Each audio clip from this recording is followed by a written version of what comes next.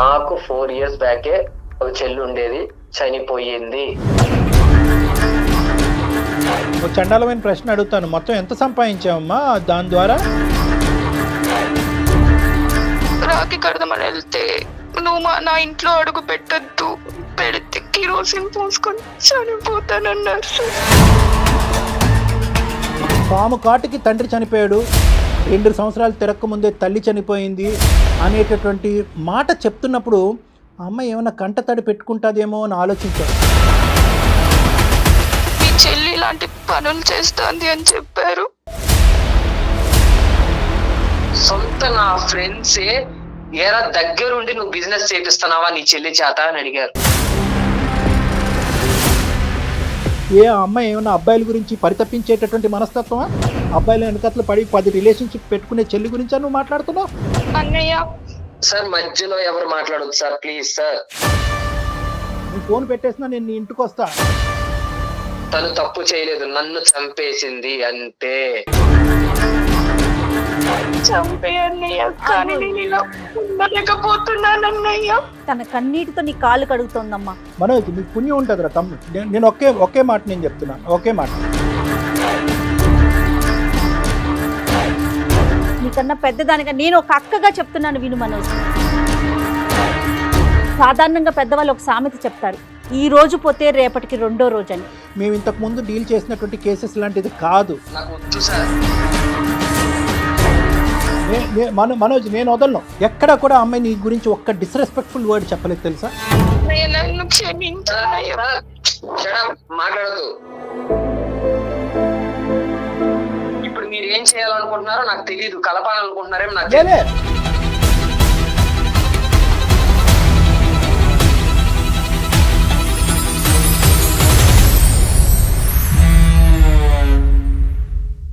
చెల్లెళ్ళ ఇష్యూ అండి.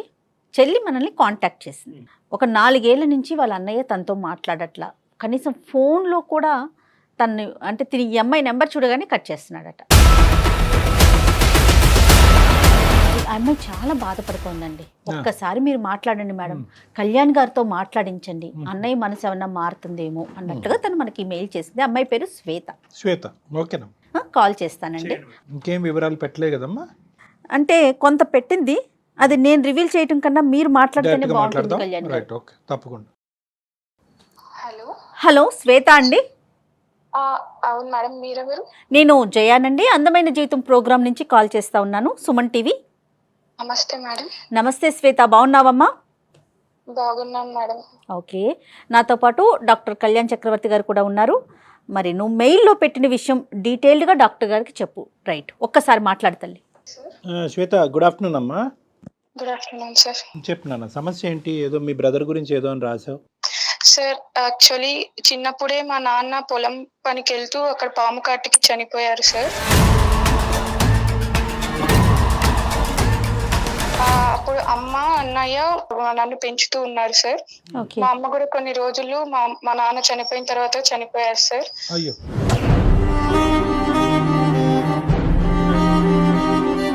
మా తల్లిదండ్రులు ఇద్దరు చనిపోయిన తర్వాత మా అన్నయ్య ఎంతో కష్టపడి తన చదువుని కూడా త్యాగం చేసి నా కోసం ఎంతో కష్టపడుతూ నన్ను చదివిపించారు సార్. ఓకే అమ్మా. అన్నయ్య బాధ్యత. నీ వయసు ఎంతమ్మా? అన్నయ్యకి నీకు సుమారుగా ఏ వయసు? తల్లి అమ్మ కూడా చనిపోయినప్పటికీ ఆ టైం? మా అన్నయ్యకి అప్పుడు 16 సంవత్సరాలు సార్. నీకు నాన్న? నాకు 8 సంవత్సరాలు సార్. బా, గ్రేట్ అమ్మా అన్నయ్య. మా అన్న చదువును కూడా త్యాగం చేసి ఎంతో చిన్నప్పటి నుంచి కష్టపడి పెంచారు. మరి ఫైనాన్షియల్ గా ఎట్లా తల్లి? పొలం ఏదన్నా ఉందా శ్వేత? అప్పుడు ఉన్నింది మేడం. ఇప్పుడు మా అన్నయ్య నన్ను పెంచడం కోసం బిజినెస్లు చేస్తూ ఇలా జరుగుతూ అన్ని లాస్ అయింది. ఏం చేస్తుంటాడు అన్నయ్య? అన్నయ్య చాలా అంటే వేరే వేరే పనులు, పొలం పనులు అన్ని చేసుకుంటూ ఇలా ఫ్రెండ్స్ తో కలిసి బిజినెస్ స్టార్ట్ చేశారు. కానీ నీ చదువు గురించి తను చదువు వదిలేసాడమ్మా? అవును సార్. నా చదువు కోసం నన్ను ఈ సొసైటీలో మంచిగా పెంచడం కోసం, అమ్మా నాన్న లేని లోటు తీర్చడం కోసం, నా ఆనందం కోసం తన ఆనందాలన్నీ వదులుకున్నాడు సార్. నీ చదువు అయితే స్మూత్ గానే కొనసాగిందమ్మా? ఇంటర్ అయిపోయి బీటెక్ సెకండ్ ఇయర్ వరకు మంచిగానే చదువుతూ వచ్చాను సార్. Okay, BTech. ఆ ఫీజులన్నీ కూడా, కాలేజ్ ఫీజులన్నీ కూడా అన్నయ్యే? మ్యామ్ ఇప్పుడు నేను మా అన్నయ్యకి చాలా దూరంగా వచ్చి బతుకుతున్నాను మ్యామ్. అంటే ఎట్లా? బ్రతకడం అర్థం అంటే? కాలే, అర్థం చదువు? కాలేదు తల్లి. చదువు అయిపోయిందా నీది? ఇప్పుడు చదువు అయిపోయి నేను మంచిగా జాబ్ చేస్తున్నాను. ఓకే. దీనికన్నా ముందు జరిగిన కొన్ని సంఘటన వల్ల నేను మా అన్నయ్యకి చాలా దూరం అయ్యాను. ఏమైందమ్మా? అంత ప్రేమగా చూసిన అన్నయ్యకి నీకు మధ్యలో అంటే ఏం జరిగింది? మా అన్నయ్యకి అప్పులు పాలవ్వడం వల్ల నేను మా అన్నయ్యకి చాలా హెల్ప్ చేయాలని చాలా ఎన్నో జాబ్స్ వెతుక్కున్నాను. Okay, very okay. గుడ్. అంటే చదువుకుంటూ జాబ్స్ చేయాలనుకున్నావమ్మా? అవును సార్, చదువుకుంటూ జాబ్స్ చేయాలనుకున్నాను. Right right. తప్పులేదు. అవన్నీ కుదరని పరిస్థితిలో నేను ఒక తప్పుడు మార్గం ఎంచుకున్నాను. అంటే ఏంటమ్మా? అది కాల్ గర్ల్ గా నేను పని చేయాలనుకున్నాను సార్.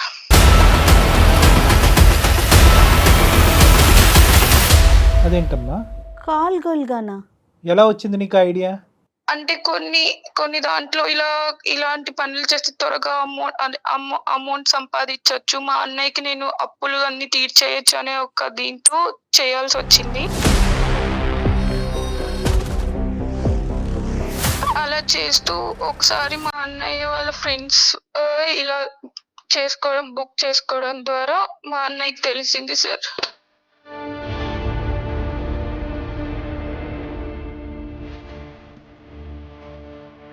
ఏంటమ్మా మీ అన్నయ్య వాళ్ళ ఫ్రెండ్స్ నిన్ను బుక్ చేసుకున్నారా? అంటే ఏంటి నువ్వు అంటే ఏమైనా వెబ్సైట్ లాంటిదా అది? ఏంటది? ఆహా, లేదు సార్, ఇలా మాకు కొంతమంది మా నెంబర్స్ ఇస్తారనమాట, ఇలా కావాలి అనుకున్న వాళ్ళకి. అలా జరిగింది సార్. అప్పుడు మా అన్నయ్య ఫ్రెండ్స్ చూసి ఇలా మీ చెల్లి ఇలాంటి పనులు చేస్తుంది అని చెప్పారు. ఏం మాట్లాడమంటావు తల్లి? తప్పు లేదమ్మా. మరి ఆయన బాధపడటం తప్పేమన్నా ఉందా? నిజంగా బిజినెస్ పరంగా లాసెస్ వచ్చి ఫైనాన్షియల్లో ఊబిలో కురిగిపోయినా అతను నిన్ను కాపాడుతున్నాడు, నీ చదువును కాపాడుతున్నాడు, నీ వ్యక్తిత్వాన్ని కాపాడుతున్నాడు, నీ భవిష్యత్తును కాపాడుతున్నాడు. కానీ నిజంగా మా అన్నయ్య అంత కష్టపడుతుంటే చూడలేక ఈ అప్పులు అనేది లేకుండా ప్రశాంతంగా బతకాలని అలా తప్పుడు మార్గం ఇప్పుడు ఎంచుకున్నాను సార్. డబ్బు లేకపోయినా కూడా ఏదన్నా అడుగు తిన్నా బతుకుతాడు, నిన్ను కాపాడుకుంటూ చూసుకుంటాడేమో కానీ నేను చిన్నప్పటి నుంచి తల్లి లేని తండ్రి లేనట్లు లోటు తీరుస్తున్న నా చెల్లెని ఈ స్థాయి వరకు తీసుకొచ్చి ఆఖరికి నా చెల్లెల ద్వారా వ్యాపారం జరుగుతుందా అనేటటువంటి మాటని ఏ అన్నయ్య జీర్ణించుకుంటాడమ్మా? నువ్వే చెప్తున్నావు తప్పుడు మార్గం అని.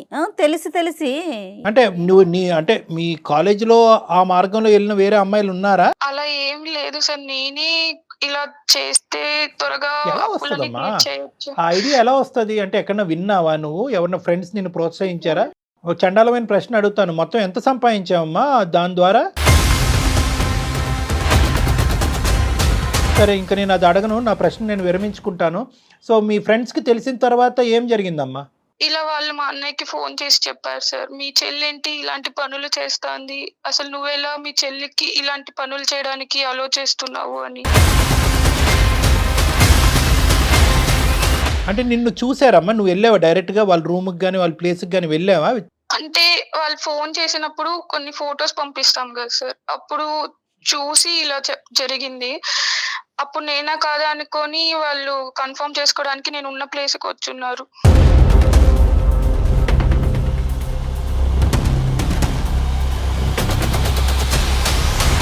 తల్లి ఏం మాట్లాడాలో అర్థం కావట్లేదు బంగారు తల్లి. ఏమమ్మా ఇదంతానే ఇంత చండాలమా? సరే ఇప్పుడు అన్నయ్యకి చెప్పిన తర్వాత అన్నయ్య రియాక్షన్ ఏంటమ్మా?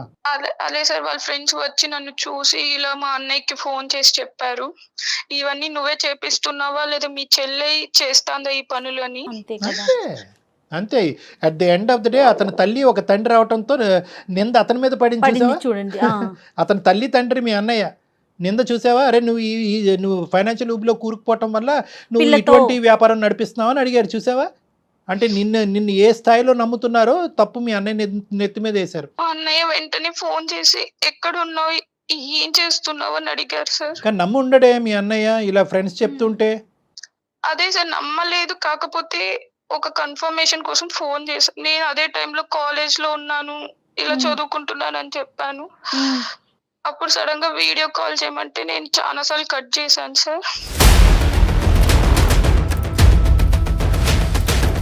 అప్పుడు మా అన్నయ్య డైరెక్ట్ గా ఇట్లా వచ్చి చూసేసరికి ఆ రోజు నుంచి ఇప్పటి వరకు నాతో మాట్లాడటం లేదు. అంటే మాట తెగిపోయింది, బంధం తెగిపోయింది, ఆర్థిక సహాయం అన్నీ తెగిపోయినాయమ్మా ఇంక అక్కడితో. అక్కడితో తెగిపోయింది సార్. ఇప్పుడు ఏం చెప్పమంటావు మాకు? ఏ విధంగా ఏ అన్నయ్య మనసు మాత్రం చల్లారుతుంది? అలా కాదు సార్, 4 సంవత్సరాల నుంచి నేను మా అన్నయ్యతో మాట్లాడడానికి రాఖీ పండగ రోజు కూడా వెళ్ళాను. ఆ రోజు కూడా నేను మా అన్నయ్యకి ఇట్లా రాఖీ కడదామని వెళ్తే, నువ్వు నా ఇంట్లో అడుగు పెట్టద్దు, పెడితే కిరోసిన్ పోసుకొని చనిపోతానన్నారు సార్.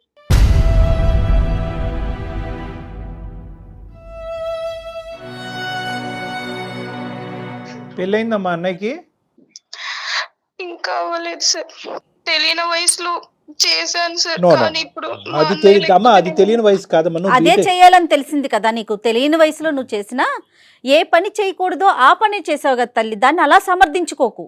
ఓకే, నువ్వు చేసింది తప్పు, దాన్ని ఒప్పుకో అంతే తప్ప నేను తెలియని వయసులో అంతే కదా. వయసు మీద ఏకమ్మ నింద. ఎందుకంటే నువ్వు బీటెక్ చదువుకుంటున్నావు, పెద్ద పెద్ద టెక్స్ట్ బుక్లు చదువుతున్నావు, ఎన్నో పరీక్షలు రాస్తున్నావు.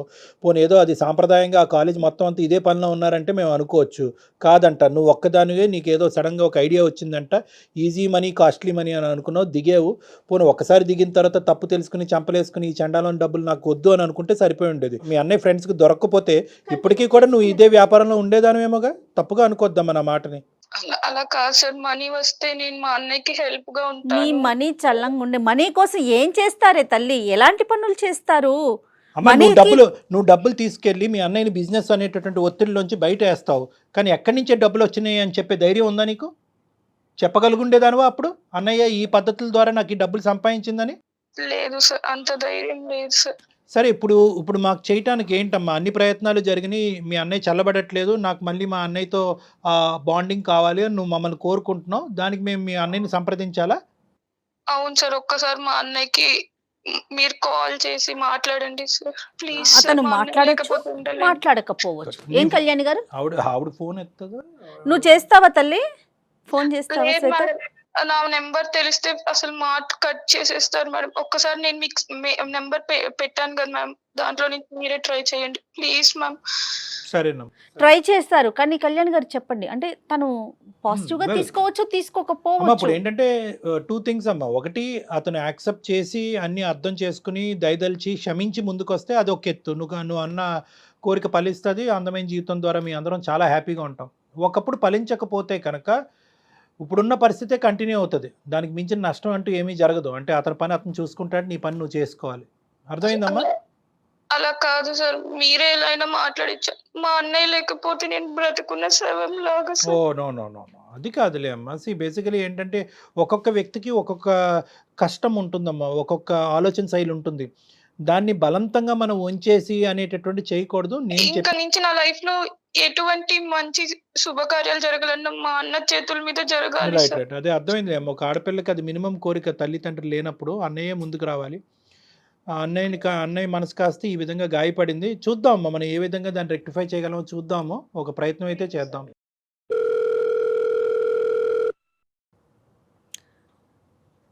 హలో హలో, మనోజ్ గారండి?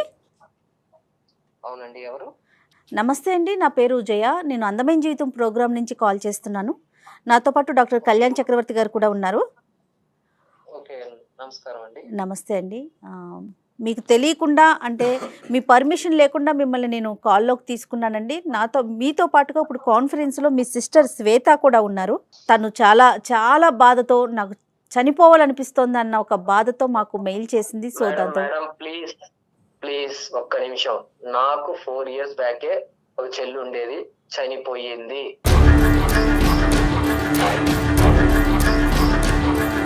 మనోజ్ గారు, మీ బాధను మేము అర్థం చేసుకుంటామండి, ఖచ్చితంగా అర్థమవుతుంది. మనోజ్, సార్ నమస్కారం సార్. నమస్తే మనోజ్. ఇక్కడ 2 things నాన్న. ఎవరిని బ్రెయిన్ వాష్ చేయలేరు, ఎవరు కన్విన్స్ చేసేసి ప్రేమని క్రియేట్ చేయలేమమ్మా. నీ భావాన్ని మాడిఫై చేయటమో లేదంటే కొత్తగా ఒక ప్రేమని సృష్టించడం అనేది జరగట్లేదు. ఆల్రెడీ ఉండేటటువంటి ఒక ప్రేమని మళ్ళీ పులకరింపు చేసేటటువంటి విధంగా మనం ఏమైనా చేయగలమా అనేది ఒక చిన్నపాటి ఆశ. అది కూడా ఇందాకే నేను అమ్మాయితో చెప్పా, ఎవరు మన శ్వేతతో చెప్పాను, వీ కాంట్ ప్రామిస్, మేము ప్రామిస్ చేయలేము. అందమైన జీవితం చాలామంది జీవితాలని కాపాడింది. కానీ ఈ ఇష్యూలో మాత్రం నువ్వు చేసినటువంటి తప్పిదం ఏదైతే ఉందో ఆ తప్పిదం అనేటటువంటిది తిరిగి రాయలేనటువంటి తప్పిదం. అందులో ఒక తల్లిదండ్రులు బాధ్యత తీసుకునే పెద్దరికం వహించి ఏది 16 సంవత్సరాలప్పుడు ఒక తల్లి తండ్రి యొక్క పాత్ర పోషించినటువంటి ఒక గొప్ప వ్యక్తి మనసు ఏ స్థాయిలో గాయపడి ఉంటుందని మేము అర్థం చేసుకోగలమమ్మా. ఇది అవుతే అవ్వచ్చు, చిన్న గోరంత ఆశ అంతే. ఒక ప్రయత్నం అయితే చేస్తామన్నా, ఇది ప్రయత్నం మాత్రమే. అల్టిమేట్గా డెసిషన్ ఈజ్ యువర్స్. ఒక 2 నిమిషాలు నేను మాట్లాడతాను నాన్న. సార్ మీరంటే రెస్పెక్ట్ ఉంది కాబట్టి నేను ఈ విషయం మీద మీరు మాట్లాడుతున్నా నేను సైలెంట్ గా ఉన్నాను, ఇన్సైట్ విన్నాను సార్. అన్నయ్య సార్ ప్లీజ్ సార్ మనోజ్ మాట్లాడండి సార్ మధ్యలో ఎవరు మాట్లాడదు సార్, ప్లీజ్ సార్. నన్ను క్షమించన్నయ్య. సార్ ప్లీజ్ సార్ మాట్లాడదు సార్, ప్లీజ్ శ్వేత, సార్ మాట్లాడదు. శ్వేత, నాకు నీ ఇమోషన్ అర్థం అవుతుందమ్మా. మాట్లాడదు శ్వేత, చాలా రోజులు అయింది నువ్వు అన్నయ్యతో మాట్లాడి, అన్నయ్యతో పలకరించి కూడా చాలా రోజులు అవుతుంది నాకు తెలుసు. కానీ అతను మనసులో ఉండేటటువంటి వేదన ఒక్కసారి బయటకు రానివి, తర్వాత నువ్వు ఎప్పుడు మాట్లాడాలన్నది నేను చెప్తాను. చెప్పు మనోజ్, ఏమని చెప్పాలనుకుంటున్నారు? సార్ వద్దు సార్, నాకు అసలు ఎవరు లేరు సార్, అంతే. నాకు ఎవరు లేరు. నాకు చెల్లి అనేది 4 years బ్యాకే చనిపోయింది.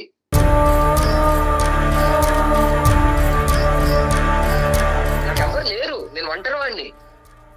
అన్నయ్య మధ్యలో ఎవరన్నా మాట్లాడారంటే మాత్రం కాల్ కట్ చేస్తాను సార్. శ్వేత, నువ్వు ఒక్క 2 seconds ఆగినా ప్లీజ్ కైండ్లీ. నేను ఇది ఎందుకంటే ఇది మేము ఇంతకుముందు డీల్ చేసినటువంటి కేసెస్ లాంటిది కాదు. ఎందుకంటే కనుక ఇదేదో 5 నెలల్లో 6 నెలల్లో అవ్వలేదు మీ ఇద్దరి మధ్యన. ఆల్మోస్ట్ అతను ఫిక్స్ అయిపోయాడు మానసికంగా. ఏంటంటే ఈ బంధం తెగిపోయింది, అమ్మా నాన్న లేరు, ఇప్పుడు చెల్లి కూడా లేదు అనే కాన్సెప్ట్లోకి అతను వచ్చేసాడు. కాబట్టి లేదు, చెల్లి అనేటటువంటి ఆమె ఉంది, కేవలం ఒక తప్పు చేసింది. మనుషులు అనే వాళ్ళు తప్పులు చేయటం సహజం.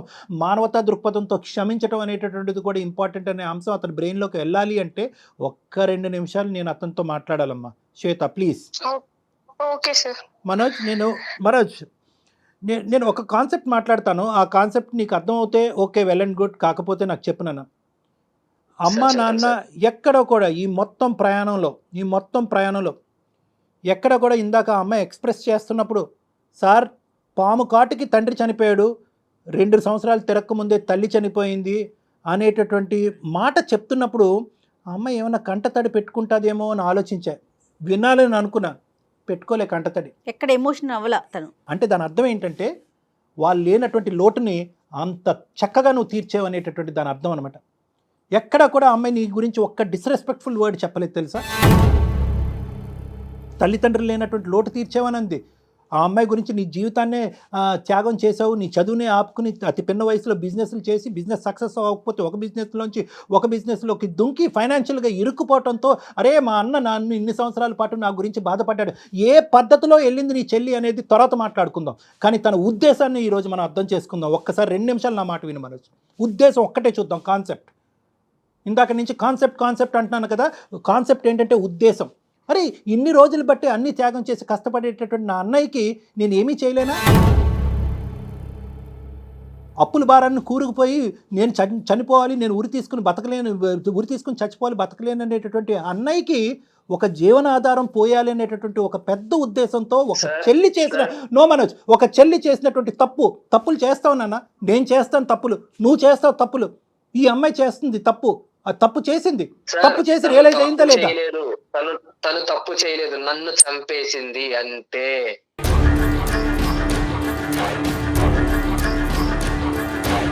నాకు తెలుసు సార్, నా జీవితాన్ని వదిలేసుకున్నా నేను తన కోసం. తను తప్పు చేసింది కాబట్టి తన మనసులో చచ్చిపోయింది అనే మాట అంటున్నావు. దయచేసి మీ భవిష్యత్తు కోరుతూ మీ ఆలోచనని మీ జీవితాన్ని కాపాడేటటువంటి 2 పెద్దవాళ్ళు ఉన్నారు. దయచేసి ఆ పదం పదే చచ్చిపోయింది అని అనకనన్నా, ఎందుకంటే ఆ అమ్మాయి నిజంగా చచ్చిపోవాలనుకుంటుంది. తను వెళ్ళినటువంటి పద్ధతి తప్పే, ఎందుకంటే మన సమాజం అది యాక్సెప్ట్ చేయదు. వేరే సమాజాలు వేరే దేశాల్లో అది కామన్ అనుకుంటారు, అది వృత్తిరీత్యా చూస్తారు. దాన్ని ఒక మనోజ్ నేను ఒక 2 నిమిషాలు మాట్లాడతాను.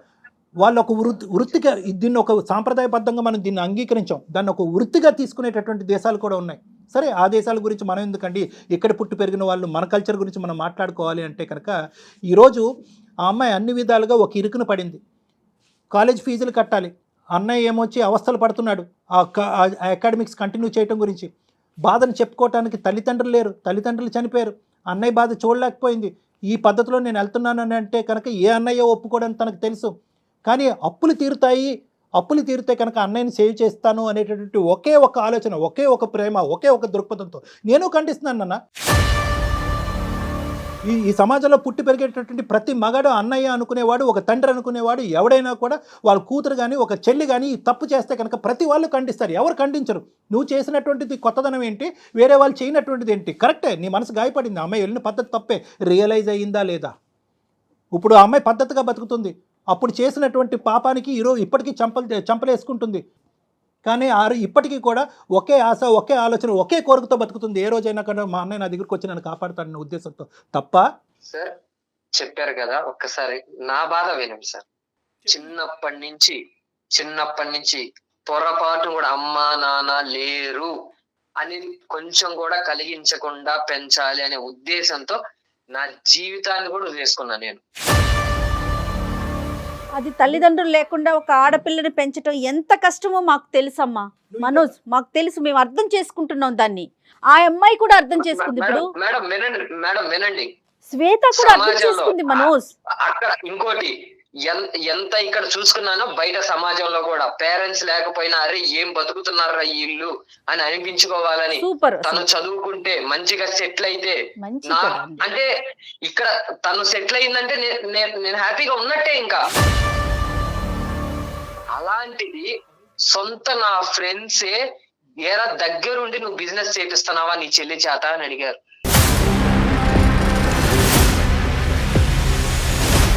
ఏం చేయాలనుకుంటున్నారో నాకు తెలియదు, కలపాలనుకుంటున్నారేమో నాకు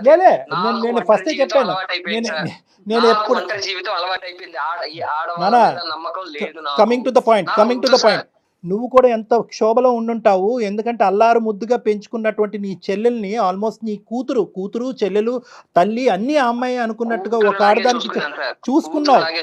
నేను ఎక్కడా కూడా నీ క్రెడిట్, నువ్వు చేసినటువంటి త్యాగాలు ఎక్కడా కూడా చిన్నగా చేయట్లే. నేను ఎక్కడగా చిన్నగా చూడాలి అని అనుకోవట్లేదు. దానికి ఎంత స్థాయి పదాలు వాడినా కూడా తక్కువే అన్నట్టు నాకు అనిపిస్తుంది. ఒకటి, ఇప్పుడు నువ్వు చెప్పావు కదా, నేను ఇంత కష్టపడ్డాను, పరువుని ఇంత నమ్ముకున్నాను, నా చెల్లెల గురించి ఇంత త్యాగం చేసుకున్నాను, మాట పడకూడదు అనుకున్నాను. ఏ మాట అయితే పడకూడదు అనుకున్నాను అదే నా ప్రాణ స్నేహితుల దగ్గర నుంచి నీ చెల్లి ద్వారా వ్యాపారం చేయిస్తున్నావురా అనే మాట వినవలసి వచ్చింది సార్. ఆ రోజే నేను చచ్చిపోయానని అన్నావు కదా. ఈ డిస్క్రిప్షను ఆ అమ్మాయి కూడా నీకంటే బాగా చెప్పింది. అంటే ఏంటంటే ఎక్కడా కూడా ఆ అమ్మాయి కానీ, ఈ సమాజం కానీ, మీ బంధువులు కానీ ఎవరూ కూడా నువ్వు చేసినటువంటి త్యాగాన్ని తక్కువ చేసి చూడట్లేదు. కానీ అన్ని త్యాగాల కంటే పెద్ద త్యాగం ఏదైనా ఉందంటే కనుక అది క్షమాగుణం. Please correct, try and understand this. 100% Kalyan గారు, ఇప్పుడు వరకు నువ్వు చేసింది ఒకెత్తు, ఇప్పుడు చేయబోయేది ఒకెత్తు. నీ మనస్సాక్షిమే చెయ్యేసి చెప్పు. దినదిన గండం నూరేళ్ళ ఆయుష్లా బతకలేదా ఈ 4 సంవత్సరాల పాటు? నీ చెల్లిని దూరం చేసుకుని ఎక్కడుందో, ఏం చేస్తుందో, ఎలా ఉందో అనే బాధతో బతకలేదా నువ్వు? మీ తల్లిదండ్రులు గుర్తు రాలేదా నీకు? తప్పు చేసి రియలైజ్ అయిందా లేదా? తప్పు చేయటం వెనకతలో ఉన్న ఉద్దేశం ఏంటి అంటే నేను అది సమర్థిస్తున్నట్టు కాదు, ఆ అమ్మాయి చేసిన తప్పే. చెయ్యకూడదు తప్పు చేసిన తర్వాత మనం వెనక కోట్లు వేసినా గానీ, కష్టపడి చేసినా గానీ ఆ కష్టాన్ని గుర్తించారు సార్.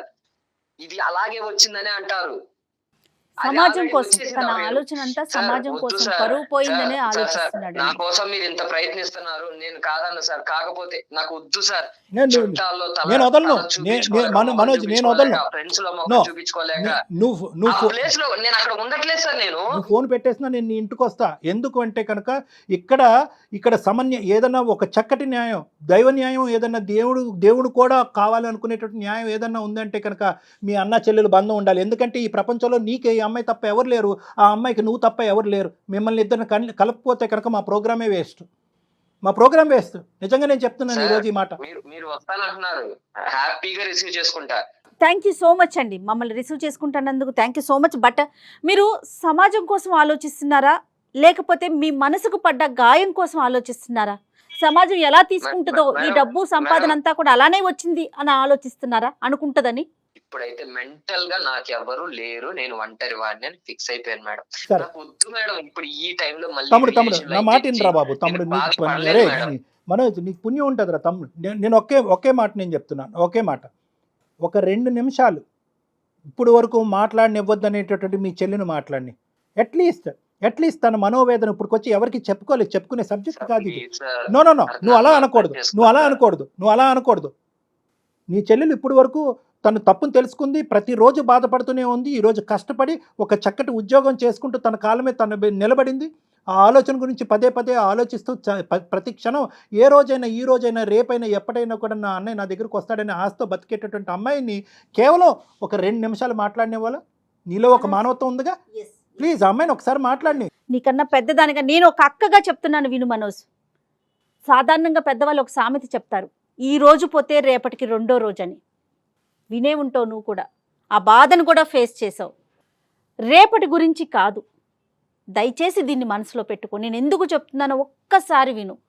తను చేసింది చాలా పెద్ద తప్పు, ఎవరూ యాక్సెప్ట్ చేయం. కానీ ఒక్కసారి నువ్వు తన బాధ ఏంటో ఒక్కసారి విను ప్లీజ్. ఇది మా పర్సనల్ రిక్వెస్ట్ అనుకో, నేను డాక్టర్ కళ్యాణ్ గారు. అంటే basically what ever the change has to be a permanent change అన్న. ఈ రోజు మేమేదో బలంతో పెడుతున్నటువంటి ఉద్దేశం కాదు. నేను చాలా ఇమోషనల్గా మాట్లాడతాను, గట్టిగా మాట్లాడతాను, మనసులో భావాన్ని స్ట్రైట్ ఫార్వర్డ్గా వ్యక్తపరుస్తాను ఇక్కడ. ఎందుకంటే నాకు క్లారిటీ ఉంది నాన్న. ఓకే నువ్వేరో మీరు నా స్థానంలో నిలబడి ఆలోచించండి సార్ అంటే కరెక్టే. ఎవరి స్థానాన్ని ఎవరు చెప్పలేరు. నీ ఆలోచన నీది, నీ వ్యక్తిత్వం నీది. కానీ at the end of the day మనందరినీ కలిపేటటువంటి ఒక మానవతా దృక్పథం అనే ఒక యాంగిల్ ఉంటుంది, ఒక బ్లడ్ రిలేషన్, అదంతా కూడా మనందరినీ కలుపుతుంది అనమాట. ఎక్కడో ఒక చిన్న జాలి, ఒక దయ. నేను చెప్పాలా మీ చెల్లి గురించి? మీ చెల్లిని నువ్వు చిన్నప్పటి నుంచి ప్రేమించినటువంటిది మీ చెల్లి యొక్క వ్యక్తిత్వం గురించి నేను చెప్పాలా? ఏ అమ్మాయి ఏమన్నా అబ్బాయిల గురించి పరితపించేటటువంటి మనస్తత్వమా? అబ్బాయిల వెనకట్లు పడి 10 రిలేషన్షిప్ పెట్టుకునే చెల్లి గురించా నువ్వు మాట్లాడుతున్నావు? కేవలం ఏంటంటే ఒక 10 రూపాయల గురించి ఆశపడి ఆ 10 రూపాయలు తన తిని తందనాలు ఆడటం గురించి కాదు, ఆ 10 రూపాయల గురించి నిన్ను ఊబిలోంచి బయటకు వేయటం గురించి ఒక పరితపించేటటువంటి ఒక మానవతా మూర్తి. అంటే ఆ మానవతా కోణం నుంచి ఒక్కసారి ఆలోచించరాను. ఇంకొకటి నేను చెప్తున్నా, నువ్వు ఇప్పటి వరకు ఇదే కోణం మీద ఎందుకు నిలబడ్డావు, ఇదే ప్లాట్ఫామ్ మీద ఎందుకు నిలబడ్డావు అంటే కనుక ఇప్పటి వరకు ఆ అమ్మాయి వాయిస్, ఆ అమ్మాయి ఇమోషను, ఆ అమ్మాయి టోను వినటానికి నువ్వు రెడీగా లేవు. అమ్మ శ్వేత, ఒక్కసారి మీ బ్రదర్తో మాట్లాడినన్న. హలో అన్నయ్య. చెప్పు అన్నయ్య ప్లీజ్ అన్నయ్య, కాల్ కట్ చేయొద్దు అన్నయ్య.